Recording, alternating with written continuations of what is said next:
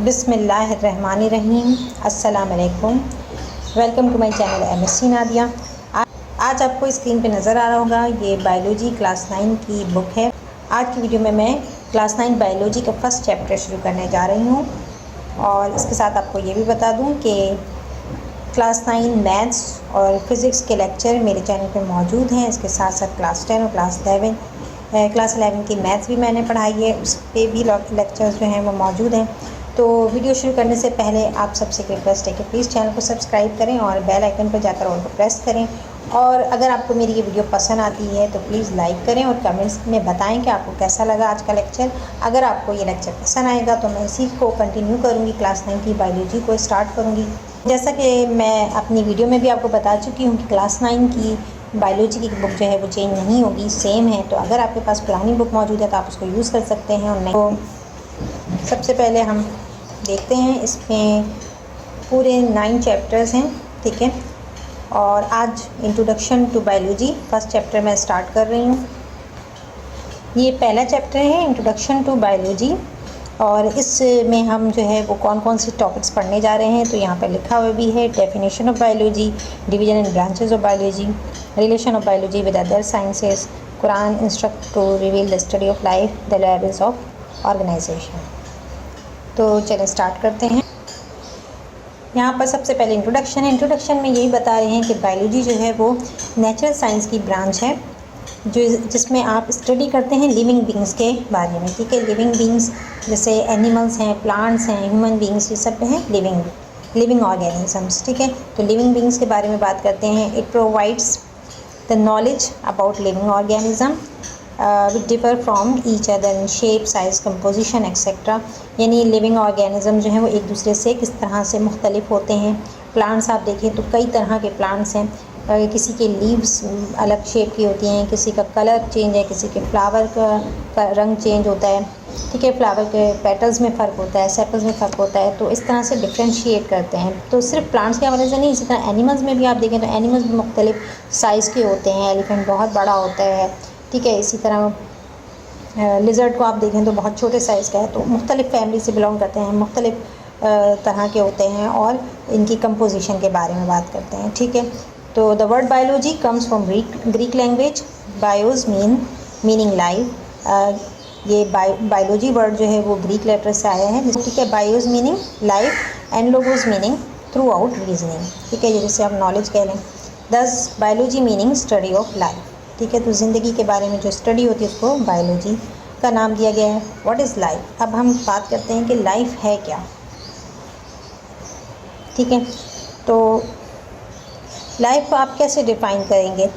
तो यहाँ पर कुछ प्रोसेसेस हैं, ठीक है, जिनके बिना पर हम लाइफ को ऑर्गेनिजम्स, लिविंग ऑर्गेनिजम्स को आप जो है वो डिफ़ाइन कर सकते हैं। तो कैसे आप पहचानेंगे कि एक चीज़ लिविंग ऑर्गेनिजम्स है और एक नहीं है? सिंपल अगर बात की जाए तो हम आम तौर पर ये देखते हैं या हमारे जहन में ये होता है कि अगर कोई चीज़ मूव कर रही है एक जगह से दूसरी जगह तो वो लिविंग ऑर्गेनिजम्स है, ठीक है। उसको हम लिविंग के तौर पे लेते हैं कि ये एक ज़िंदा चीज़ है क्योंकि ये मूव कर रही है। फॉर एग्जांपल ये पेंसिल है, ये पेंसिल अगर मैं यहाँ रख दूँ तो ये खुद से मूव नहीं कर सकती, तो ये शो कर रहा है कि ये नॉन लिविंग थिंग है, ठीक है। तो लेकिन अगर आप बात करें लिविंग थिंग्स के ऊपर तो एनिमल्स भी लिविंग हैं, ह्यूमन्स भी लिविंग में आ रहे हैं और प्लांट्स भी लिविंग में आ रहे हैं। लेकिन प्लांट्स जो हैं वो एक जगह से दूसरी जगह मूव करते हुए आते हैं, एज सच नज़र नहीं आते, ठीक है। तो इसलिए लेकिन वो फिर भी लिविंग ऑर्गेनिजम्स है। तो यहाँ पर वो प्रॉपर्टीज़ कह लें, कैरेक्टरिस्टिक कह लें कि अगर ये कैरेक्टरिस्टिक, ये प्रोसेसेस मौजूद हैं किसी भी लिविंग ऑर्गेनिजम्स में तो उनको हम लिविंग ऑर्गेनिज्म कंसिडर करते हैं, ठीक है। तो इसमें बताया गया है, पहला क्या है? Digestion, respiration, metabolism, movement, growth, development, excretion, irritability and reproduction, ठीक है। अब इस तरह से इसकी डिटेल में आगे हम पूरी बात करेंगे कि डाइजेशन किस तरह से एनिमल्स में हो रहा है, किस तरह से प्लांट्स में भी फूड वो अपना खुद प्रिपेयर करते हैं by the process of photosynthesis. आप सबको पता होगा कि प्लांट्स में भी फूड जो है वो उनको चाहिए होता है और वो खुद प्रिपेयर करते हैं फूड को। रिस्पिरेशन भी होती है, ठीक है, यानी गैसेस एक्सचेंज, ठीक है, ऑक्सीजन और कार्बन डाइऑक्साइड हवा से प्लांट्स जो हैं वो दिन के वक्त जो है कार्बन डाइऑक्साइड को एब्जॉर्ब करते हैं, इनहेल करते हैं और ऑक्सीजन को रिलीज़ आउट करते हैं। इसी तरह ह्यूमंस में जो है वो उलट होता है कि ह्यूमंस जो हैं वो ऑक्सीजन को इनहेल करते हैं और कार्बन डाइऑक्साइड को एक्सहेल करते हैं। तो इस तरह से ये और भी चीज़ें हैं। ग्रोथ प्लांट्स में भी होता है, एनिमल्स में भी होता है, ह्यूमंस में भी। डेवलपमेंट, एक्सक्रीशन का अमल, एक्सक्रीशन, ठीक है, जैसे आपके स्वेटिंग होती है। इसी तरह एनिमल्स में भी क्या होता है, excess amount of water osmosis के थ्रू वो एक्सक्रीट होता है, ठीक है। तो इरिटेबिलिटी है, रिप्रोडक्शन, ये तमाम प्रोसेसेस हैं, 9 हैं, और ये तमाम जो हैं वो लिविंग ऑर्गेनिजम्स में होने चाहिए, तभी हम उनको लिविंग थिंग में कंसिडर करते हैं। अच्छा, इसके बाद है divisions and branches of biology. Biology के डिविजन्स की बात करें तो मेनली कितने हैं, बायोलॉजी जो है वो बायोलॉजी 3 में डिवाइड हो रहा है, ठीक है। अगर एनिमल्स के हिसाब से आप देख रहे हैं तो ज़ूलॉजी, और अगर प्लांट्स की बात करते हैं तो बॉटनी। इसके अलावा माइक्रो ऑर्गेनिज़म्स, वो ऑर्गेनिज़म्स जो आप आइज से तो देख नहीं सकते लेकिन माइक्रोस्कोप में आपको नज़र आते हैं, ठीक है। तो ये 3 में फर्स्ट जो मेजर डिवीज़न है, मेजर ब्रांचेस हैं, उनकी बात करें तो ये 3 हैं। Zoology, the word zoology is derive from Greek language zoom meaning animals and logos meaning study और नॉलेज, ठीक है। तो ये तो बहुत सिंपल सी बात है, आप पढ़ के भी समझ में आ रहा है आपको कि ज़ूलॉजी जो है वो 2 वर्ड से बना हुआ है, ठीक है। जोन मतलब एनिमल्स और लोगोस मतलब नॉलेज या स्टडी कह लें। तो स्टडी ऑफ एनिमल्स को हम ज़ूलॉजी में देखते हैं, ज़ूलॉजी में कंसिडर करते हैं। इसी तरह बॉटनी में आप प्लांट्स के बारे में पढ़ते हैं, और बॉटनी जो है वो ग्रीक लैंग्वेज का वर्ड है। Butane meaning plants and logos meaning study और नॉलेज। माइक्रोबायोलॉजी में आप माइक्रोस्कोपिक ऑर्गेनिजम्स के बारे में पढ़ते हैं, जैसे कि बैक्टीरिया हो गया, वायरस है। ये वो चीज़ें हैं जो आँखों से नज़र नहीं आती हैं, आपको इसको माइक्रोस्कोप से देखना पड़ता है। आगे चलते हैं ब्रांचेस ऑफ बायोलॉजी। अब मॉडर्न बायोलॉजी जो है वो डील करती है structure, function and many other descriptions of living organisms, ठीक है। तो लिविंग थिंग्स के फंक्शनिंग पर, स्ट्रक्चर पर, यानी वो दिख कैसा रहा है, उसके अंदर कौन से प्रोसेसेस हो रहे हैं। अभी मैंने इतने सारे प्रोसेस आपको बताए, 9 प्रोसेस, तो ये किस तरह से हो रहे हैं, तो इसके बारे में स्टडी की जाती है, ठीक है। Advance research during the 20th century has led to the division of biology into specialized branches. Some important branches are defined below. अब यहाँ पर आपको नज़र आ रहा होगा कि बहुत सारी ब्रांचेस हैं। फर्स्ट जो है वो मॉर्फोलॉजी। मॉर्फोलॉजी जैसे नाम से जाहिर है कि फ़िज़िकल अपीयरेंस, एक्सटर्नल फॉर्म, ठीक है। किसी भी प्लांट्स या एनिमल्स का आप कह सकते हैं कि उसका जो है वो नज़र कैसा आ रहा है, एक्सटर्नली उसकी फ़िज़िकल अपीयरेंस कैसी है। तो मॉर्फ मीन्स फॉर्म है, और logos mean discourse. The study of external form, वही बात जो मैंने आपको अभी बताई है कि external form and structure of organisms.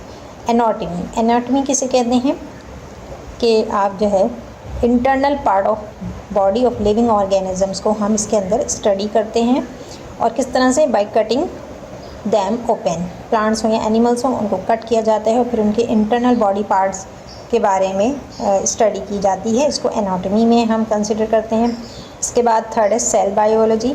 Cell biology यानी आपको पता है कि छोटे होते हैं टिश्यूज़ जो हैं वो सेल से बने होते हैं, तो एक सेल की स्टडी जो होती है उसको कहा जाता है, ठीक है। यहाँ लिखा हुआ है सेल्स क्या है, कंपार्टमेंट बायोस लाइफ तो the study of cell and its organelle, ठीक है। अब सेल और सेल के अंदर भी बहुत सारे ऑर्गेनल होते हैं, ठीक है। साइटोप्लाज्म हो गया, गोल्जी बॉडीज़, और बहुत सारी आपने पढ़ी होंगी, न्यूक्लियस है, न्यूक्लियस के बारे में स्टडी करते हैं।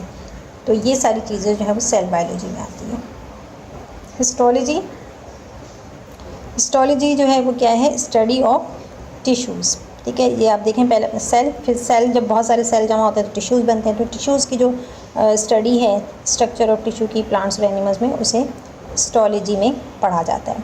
फिजियोलॉजी, फिजियोलॉजी फंक्शनिंग के बारे में होता है, ठीक है। Functioning of living organism. Taxonomy, the study of the rule, principle, grouping and naming the living organism. तो तो यहाँ पर किसी भी ऑर्गेनिज़म्स का नाम, यहाँ पर कुछ रूल बनाए हुए हैं, ठीक है, कुछ स्टैंडर्ड्स हैं जिनके बिहाफ पर किसी भी प्लांट्स या एनिमल्स को नेम दिया जाता है। तो इसके बारे में हम पढ़ते हैं टेक्सोनॉमी में। जेनेटिक्स क्या है? The study of heredity and transferring of characters from parents to offspring, ठीक है, यानी किस तरह से जीन जो है वो ट्रांसफ़र होती है पेरेंट्स से ऑफस्प्रिंग में। इसके बारे में हम जेनेटिक्स में पढ़ते हैं। डेवलपमेंटल बायोलॉजी, इसमें स्टडी होती है formation and development of embryo, embryo किस तरह से बनता है, उसकी डेवलपमेंट किस तरह से होती है। एनवायरमेंटल बायोलॉजी, एनवायरनमेंट से ज़ाहिर हो रहा है कि किस तरह का रिलेशन होता है ऑर्गेनिज़म्स और उसके एनवायरनमेंट के दरमियान, ठीक है। ये नॉन लिविंग, क्योंकि एनवायरनमेंट में बहुत सारे नॉन लिविंग फैक्टर भी होते हैं, तो वो किस तरह से बिहेव करता है ऑर्गेनिज़म या उसका इंटरेक्शन कैसा होता है, ठीक है। तो the study of relationship between the living organism and non living factor of environment and their effect on each other, ठीक है, और एक दूसरे पर कैसे असरात होते हैं। जैसे आप प्लांट्स की मिसाल ले लें, तो अगर बहुत ज़्यादा गर्मी पड़ती है, पानी की कमी है, तो पौधा कैसा होगा? सूख जाएगा, ड्राई हो जाएगा, ठीक है। तो ये इफ़ेक्ट होता है एनवायरनमेंट का पौधे के ऊपर। इसी तरह एनिमल्स पर भी इफ़ेक्ट होता है। लेकिन कुछ पौधे ऐसे भी होते हैं जो ज़्यादा दिन सर्वाइव कर सकते हैं और कुछ बहुत जल्दी मुरझा जाते हैं क्योंकि उन्हें पानी की ज़्यादा ज़रूरत होती है। तो इस तरह से डिफरेंस होता है। इसी तरह एनिमल्स में भी होता है। कैमल्स को आप देखें, वो डेजर्ट में रहते हैं, उनको कम पानी की ज़रूरत होती है, वो पानी को स्टोर कर सकते हैं अपनी बॉडी में। लेकिन कोई दूसरा जानवर हो जो पानी में रहने वाला, तो वो नहीं रह सकता, ठीक है। तो इसी तरह ठंडे मौसम में रहने वाले एनिमल्स अलग होते हैं और गर्म इलाकों में रहने वाले एनिमल्स में डिफरेंस होता है। इसके बाद है पैलिएंटोलॉजी। पैलिएंटोलॉजी में स्टडी करते हैं पास्ट ऑर्गेनिक लाइफ के बारे में with the help of fossils, ठीक है। फॉसिल्स की मदद से आप जो है वो पुराने पास्ट में कोई पौधा था जो अब नहीं है, उसके बारे में आप स्टडी करते हैं। इसी तरह कुछ एनिमल्स होते हैं जो पास्ट में थे और अब नहीं है, फॉर एग्जांपल डायनासोर्स, तो इनके बारे में पैलिएंटोलॉजी में स्टडी की जाती है। ऐसे बहुत से प्लांट्स भी हैं जो कि पास्ट में थे, ठीक है। जब अर्थ का स्टार्ट हुआ तो ऐसे बहुत से पौधे और जानवर थे जो उस वक्त मौजूद थे लेकिन अब मौजूद नहीं हैं। बायोटेक्नोलॉजी में हम ऐसी टेक्निक्स पढ़ते हैं जिससे जीन्स को मैनिपुलेट किया जाता है स्ट्रक्चर में चेंज लाने के लिए, ठीक है। तो the change in structure and location of genes to achieve desirable characters is called biotechnology. Biotechnology आजकल के दौर में देखें तो आप देखें कि फ्रूट्स को बहुत अच्छी क्वालिटी में लाने के लिए, ठीक है, और या फिर क्वांटिटी को बढ़ाने के लिए, प्रोडक्शन बढ़ाने के लिए बायोटेक्नोलॉजी का इस्तेमाल किया जाता है, ठीक है। ऐसी जीन्स जो ज़्यादा अच्छी होती हैं, जिनकी क्वालिटी ज़्यादा अच्छी होती है, तो उनको जो है वो मैनिपुलेट किया जाता है और उस टेक्निक्स के बारे में पढ़ते हैं बायोटेक्नोलॉजी में। तो आजकल के हिसाब से देखा जाए तो बायोटेक्नोलॉजी जो है बहुत अच्छी एक ब्रांच है और इसका स्कोप भी काफ़ी है। तो हमारे यहाँ तो अनफॉर्चुनेटली इतनी रिसर्च नहीं है, लेकिन बाहर बायोटेक्नोलॉजी भी बहुत काम करते हैं, ठीक है। इसके बाद है socio biology, the study of social behaviour of living organisms that is interaction between themselves. Socio biology मतलब एनिमल्स का, लिविंग ऑर्गेनिजम्स का एक दूसरे के साथ कैसा बिहेवियर होता है, ठीक है। एक तो एनवायरनमेंट के साथ बिहेवियर, तो वो एनवायरमेंटल बिहेवियर में आ जाता है, और एक लिविंग ऑर्गेनिजम्स का दूसरे लिविंग ऑर्गेनिजम्स के साथ बिहेवियर कैसा होता है, ये हम स्टडी करते हैं सोशियो बायोलॉजी में। चाहे वो एनिमल्स हों चाहे प्लांट्स हों, ठीक है। दोनों के हवाले से बात हो रही है क्योंकि अभी हम बायोलॉजी की बात कर रहे हैं, ठीक है, तो दोनों की बात करेंगे। इसके बाद है parasitology, the study of parasites, ठीक है। इसके अंदर पैरासाइट्स के बारे में स्टडी किया जाता है। Pharmacology, the study about action of drugs, ठीक है। फार्माकोलॉजी आपने फार्मास्यूटिकल कंपनीज के बारे में सुना ही होगा, तो ये दवाओं की होती है, ठीक है। इसमें जो है आप ड्रग्स के बारे में पढ़ते हैं कि कौन सी ड्रग्स का क्या इफ़ेक्ट होता है, ठीक है, ह्यूमंस पर, एनिमल्स पे। ह्यूमंस पे तो बिल्कुल आज जब कोई दवा बनती है तो सबसे पहले एनिमल्स पे टेस्ट किया जाता है और फिर उसके बाद वो ह्यूमन पे जब वो क्लियरिफाई हो जाता है तो फिर उसके बाद वो ह्यूमंस के ऊपर अप्लाई करते हैं, ठीक है, या उस पर जो है वो उसका एक्शन देखते हैं। Molecular biology, the study of organic molecules which constitute cell and its organelles. Molecular biology जो है वो क्या है कि इसमें आप सेल किस तरह से बनता है, ठीक है, और उसके ऑर्गेनल्स कैसे बनते हैं उसके बारे में स्टडी की जाती है, ठीक है। बायोलॉजी का दूसरे साइंसेस के साथ जो है वो क्या रिलेशन है। तो ये टॉपिक मैं कल के लेक्चर में इंशाल्लाह नेक्स्ट लेक्चर में मैं ये टॉपिक स्टार्ट करूँगी। आज के लेक्चर को यहीं पर एंड करते हैं और आप ज़रूर बताइएगा कमेंट्स में आपको ये लेक्चर कैसा लगा। अगर आपने पसंद किया तो इसी को कंटिन्यू करेंगे। क्लास 9 की बायोलॉजी जो है वो मैं कंटिन्यू रखूँगी। तो आज की वीडियो में इतना ही। वीडियो पसंद आई तो लाइक और शेयर ज़रूर करिएगा, चैनल को सब्सक्राइब कर लें और बेल आइकन पर जाकर ऑल को प्रेस कर लें ताकि मेरी हर आने वाली वीडियो आपको मिल सके। नेक्स्ट वीडियो तक के लिए अल्लाह हाफ़िज़।